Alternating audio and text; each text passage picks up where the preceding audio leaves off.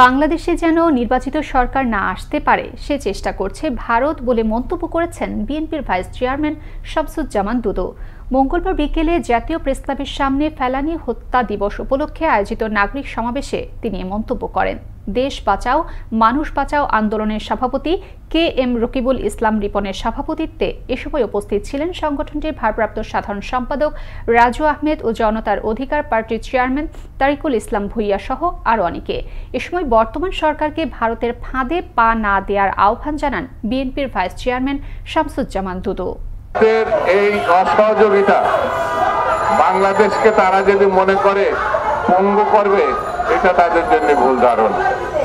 বাংলাদেশকে অসহযোগিতা করে যাতে নির্বাচিত সরকার না আসতে পারে, ভালো ভোট না হয়, এটা তারা চেষ্টা করছে। আমি বর্তমান সরকারকে বলবো ওই ফাঁদে আপনারা পা যেন না দেন, ওই ফাঁদে পা দেওয়া যাবে না।